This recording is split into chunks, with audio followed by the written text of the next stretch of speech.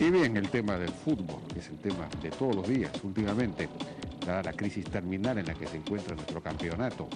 Pues estamos con Alejandro Montoya, quien ha sido diputado en los 80 y, bueno, coautor de la ley de deporte de esa época, un conocedor profundo de los temas del deporte. Y estamos también con Osvaldo Carpio, socio de Alianza Lima y muy crítico, denunciante de las, no sé cómo llamarlas, él las ha llamado fechorías de Guillermo Alarcón, presidente de Alianza Lima. Buenas noches, ¿cómo están? ¿Cómo les va? ¿Cómo están? ¿Qué tal? Buenas noches. Osvaldo, no sé si puedes resumir, digamos, el tipo de administración que hay en Alianza Lima, tú que la conoces, el tipo de irregularidades que se cometen. Yo diría que la organización que hay en Alianza Lima es el caos organizado, el caos hecho adrede, el caos generado conscientemente, porque como dice esa frase popular, a río revuelto ganancia pescadores. Acá hay una organización que hace usufructo de la desorganización que promueve. Entonces hay una informalidad permanente, hay una voluntad de apropiación de lo que no es propio, hay una organización dedicada a hacer mal uso de las leyes y de mal uso de los recursos. En este caso, en el caso de Alianza Lima y de Guillermo Alarcón, yo considero que él es un estafador profesional, es una persona que tiene 7 denuncias penales, pero algunas son anteriores a su presencia como presidente de Alianza Lima. Él tiene una denuncia por una estafa a una empresa Abaco por más de $1 millón, en donde hay una falsificación de un laudo, se falsifica, se fabrica un laudo, se crea un arbitraje falso, se da el laudo a favor de él. Recuerdo cuando me entrevistaste y él se había ido en Decopi con su esposa, se había declarado en quiebra, pero esta quiebra era una quiebra fraudulenta porque habían hecho una compra fraudulenta de un terreno en Ayacucho. Como parte, esta compra fraudulenta de ese terreno en Ayacucho implicaba que si él no pagaba por una mina supuesta, una mina que había comprado, si no pagaba, se sometía a un arbitraje. Este árbitro era amañado, amarrado. El árbitro dice, el señor Alarcón no ha pagado por la compra de la mina y por ende sus bienes personales pasan a una empresa de su socio Orellana Rengifo, una empresa que se llama Flotal. Desde ese momento él ya no es propietario de sus bienes y cuando Abaco va a cobrar ya no existen bienes de Alarcón porque todos están en una empresa de fachada. Lo mismo ocurre en Alianza Lima. Él cuando se le denuncia, se va a un arbitraje, sale un laudo legal y legítimo que dice que él desde el 3 de noviembre del año 2009 no es presidente de Alianza Lima. Él legalmente no es presidente de Alianza Lima y de pronto él saca un laudo porque supuestamente había recibido una denuncia, fabrica el laudo y dice que él se queda de presidente hasta el año 2013. En ese lapso, fíjate tú, en el lapso en que él es presidente de Alianza Lima, se le debe a la SUNAT 12 millones de soles, ahora se le debe 30, a los jugadores que tenían una planilla de 205.000 soles cuando él, $205.000 cuando él ingresa mensuales, ¿no? Cuando él ingresa a la presidencia, hoy día la planilla es de $400.000, se le debe a los futbolistas $1.800.000. Pero ¿por qué puede ocurrir esto? Se le debe a los trabajadores 7 meses de sus sueldos. Y jamás se paga impuestos. Y jamás se paga impuestos. O sea, 30 millones de soles de no pago de impuestos. ¿Por qué? De evasión fiscal. ¿Por qué? Porque simplemente cuando se hace el presupuesto en el club, cuando yo he preguntado, ¿y dónde está el pago de los impuestos? No se considera el pago de impuestos. Simplemente no se considera. Entonces se va acumulando deudas y como estas personas no responden con su patrimonio, porque el fútbol es un gran negocio. Es un gran negocio en que participan canales de televisión, periodistas, medios, todo el mundo participa, sponsor. Pero ¿qué ocurre? Son sociedades deportivas sin fines de lucro, asociaciones deportivas sin fines de lucro, pero todo es lucro. Eso debería formalizarse. En la ganancia, el negocio es correcto, es justo, pero debería hacerse en base a sociedades anónimas, en base a la transparencia, en base a criterios de justicia y de economía, y además en un mundo competitivo debería introducirse el concepto de competitividad, marketing, ¿cuál es el negocio? etcétera. Yo no entiendo bien cuál es el negocio de este señor. Digamos, él contrata a un jugador, le paga una cantidad... Por ejemplo, hoy día Velázquez, en una entrevista en un medio de comunicación impreso, dice... jugador Velázquez. José Velázquez, que le llaman el patrón, él es un jugador emblemático, participó justamente en 2 mundiales, el último al que fuimos en España. Él dice, a mí me contrata Alianza Lima para que sea entrenador de menores y el primer sueldo que recibo se lo tengo que dar a Alarcón, dice él.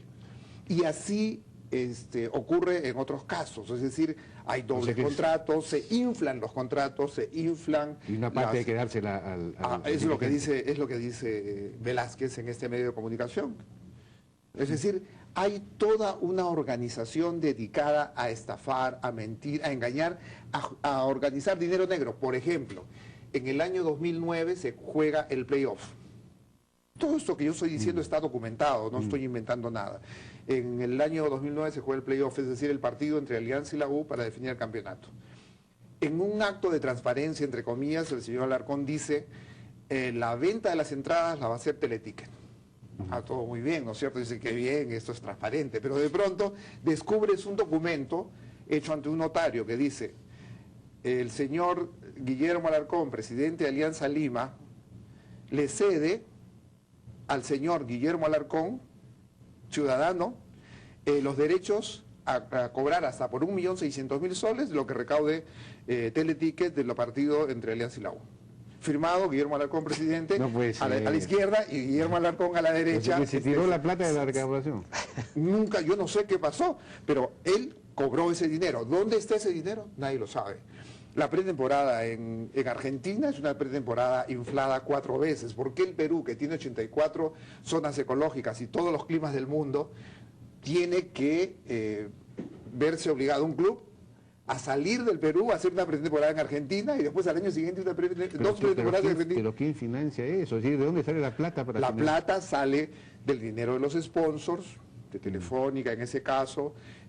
Ya los sponsors ya no quieren seguir, hay un sponsor que es Telefónica, otro sponsor que es Nike, y ese dinero lo utilizan ellos con absoluta discrecionalidad. Comenzó, recuerdo, destituyendo a su propio directorio, ¿no? Yo era parte de ese directorio, todos los dirigentes decentes que fuimos elegidos por el movimiento Alianza por el Cambio, que era la Alianza por el Gran Cambio en realidad, o sea, queríamos hacer un gran cambio en la modernización. ¿Pero cómo se les ocurrió poner a Alarcón como su gobernador? Es que, mira, un estafador profesional tiene muchas posibilidades, tiene muchos rostros, muchas capacidades para... Muy simpático, seguramente. No, él todo el día sonríe, ¿sabes? Que como el rostro del Guasón, ¿no? Claro, sí. Todo el tiempo está sonriendo, todo el tiempo está dando la mano, etcétera, pero en el fondo es un profesional de la estafa.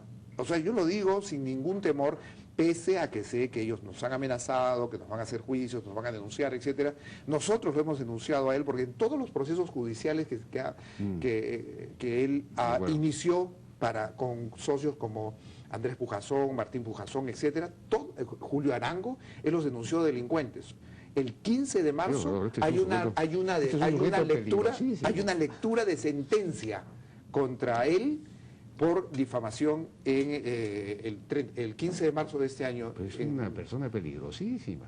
Bueno, pero en realidad, claro, esto es posible porque estamos ante una asociación privada sin fines de lucro, como bien ha dicho, donde no hay un propietario, no hay un dueño, y por lo tanto ahí esta persona que maneja eso puede hacer lo que da la gana, porque nada es suyo. Porque el estatuto además lo permite, el estatuto concentra todo el poder en una sola persona, y él se ha rodeado de lo que llamaba incondicionales. Él decía, yo en el directorio quiero tener incondicionales, y él se agrupó con los incondicionales. La mitad de los incondicionales se hartaron, lo denunciaron, ahora pero inmediatamente cooptó a otros incondicionales. Es una cosa increíble. Jano Montoya, ¿cuál es su apreciación a partir del caso de Alianza Lima? ¿Qué había que hacer? Escucho y veo que nada ha cambiado, al contrario, los métodos y mecanismos han mejorado, ¿no? Han mejorado. Aquí estamos en estado de derecho y yo creo que hay que tomar al toro por las astas. Los clubes, existe una ley que tiene que los clubes considerar el IGB en sus espectáculos deportivos y no se está cumpliendo. Bueno, es cuestión de que la SUNAT tome acciones en este tema. O sea, ¿hasta cuándo va a ser flexible en decir dilatar? Porque no va a haber forma de que esto se solucione si esta se sigue dilatando. Yo creo que debe tomar acciones y debe tomar los bienes de estas instituciones que tienen deudas a la SUNAT y sentarse antes de entrar al remate, sentarse con las autoridades de cada club y decir, señores, ustedes encárguense de la parte deportiva que nosotros vamos a poner un interventor para que vea todo el aspecto económico de ingresos y egresos. Y a su vez, abrir y encargar a la misma SUNAT de que averigüe e investigue esas deudas a terceros. Porque muchas veces esas deudas a terceros son de algunos dirigentes que se han inflado y que van con algunas empresas, están ellos atrás de esas deudas y que están atentos a la cobranza. Este interventor tendrá pues la función de las taquillas, poder primero garantizar que el torneo se lleve a cabo, garantizar a los jugadores de que ellos van a hacerse responsables del pago de las planillas y de comenzar a pagar las planillas anteriores atrasadas. Una vez que está saneado, paralelo a eso, deben los clubes hacer un llamado a este interventor para que los clubes se reúnan en asamblea general. Olvidémonos de las actores directivas de la asamblea general y que nombre nuevamente a su gente que pueda hacerse cargo de aquí a 1 o 2 años, cuando esto esté más o menos encaminado a sanearse, que puedan ellos hacerse cargo nuevamente de sus instituciones en el aspecto también económico. Mientras tanto, lo deportivo lo maneja. Pero hay algo que hay que también ir a favor de las instituciones deportivas.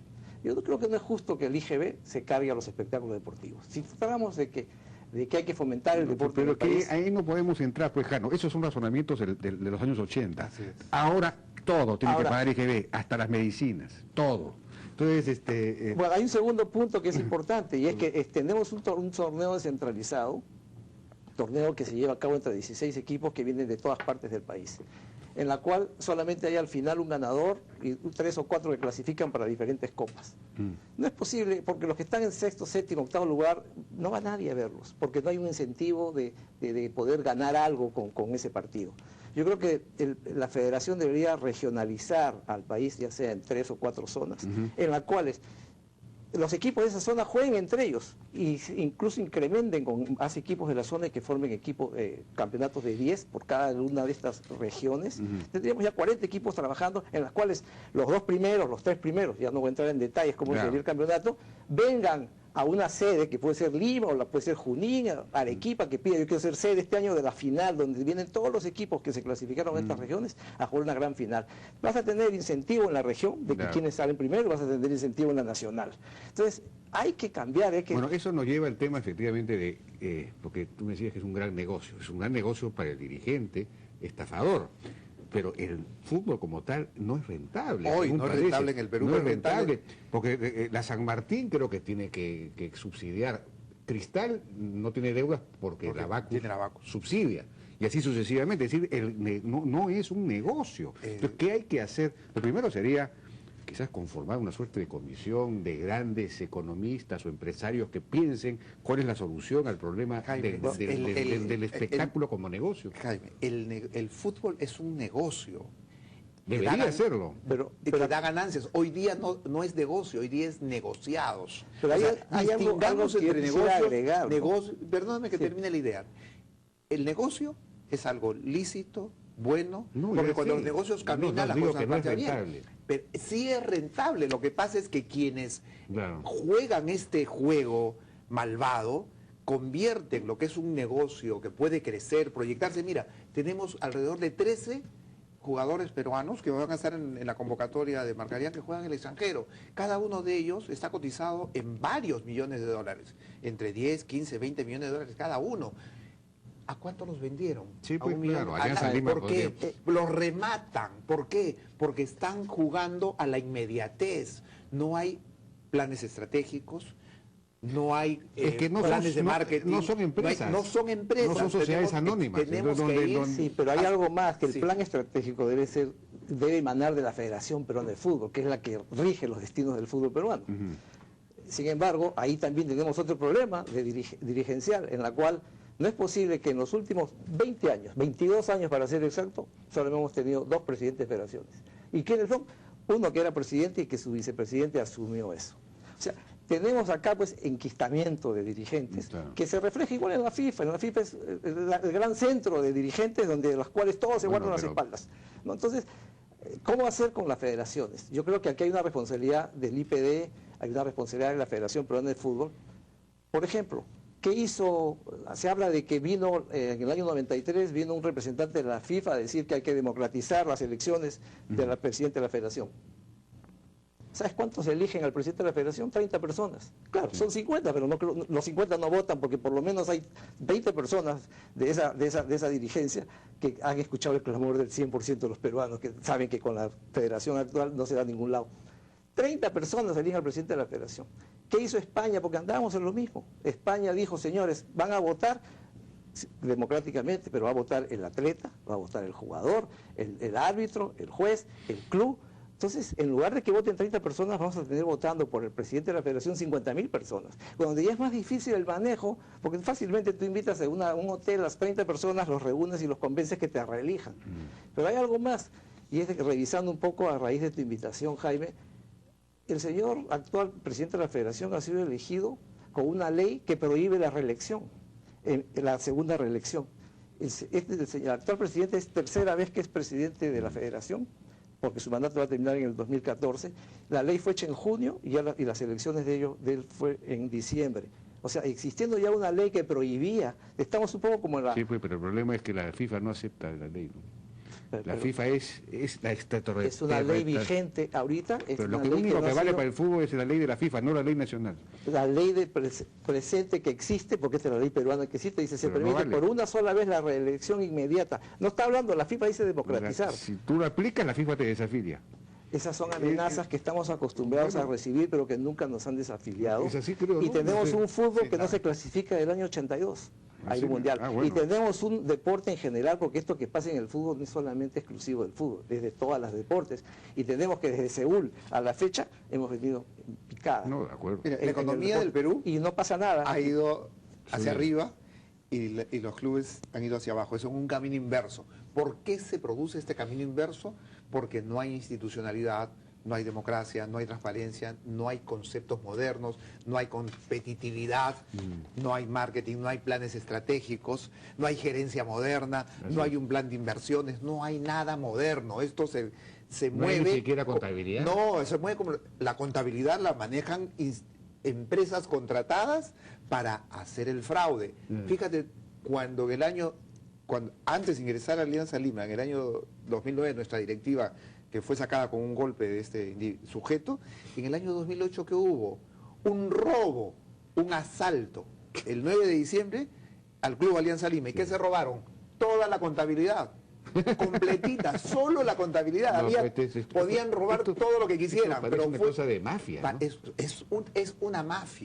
Es una mafia en donde están Luis de Sousa Ferreira, que se encarga de la Asociación de Fútbol Profesional, que es hermano de Cuchi, que fue el anterior presidente, y que coordina con este sujeto, Alarcón, que dan lugar a, por ejemplo, no le pagamos a los jugadores, le debemos $1.800.000, y entonces, ¿qué acuerdan?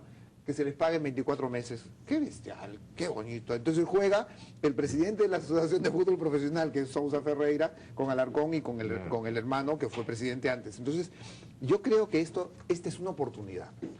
Yo creo que es la oportunidad de producir un cambio profundo en el fútbol peruano, que cambie totalmente. Y en el caso de Alianza Lima, yo quisiera decirte, nosotros queremos hacer una invocación al pueblo aliancista, a los hinchas de Alianza Lima y a los socios, que terminemos de una vez con esta situación. Esto es un tema de honorabilidad, de dignidad, de decencia. No podemos, los hinchas de Alianza Lima, que somos corazón, que somos gente decente, permitir que un sujeto de esta calaña siga presidiendo un club tan importante, con historia, trayectoria y con una presencia profunda en las raíces nacionales. Totalmente de acuerdo. Y bueno, ya no tenemos más tiempo, pero simplemente concluir diciendo, retomando una de las palabras de Jano Montoya, en el sentido de que aquí la SUNAT tiene que tomar el toro por las astas y tiene que, no sé, solicitar la insolvencia, es la principal acreedora, la insolvencia de estas instituciones,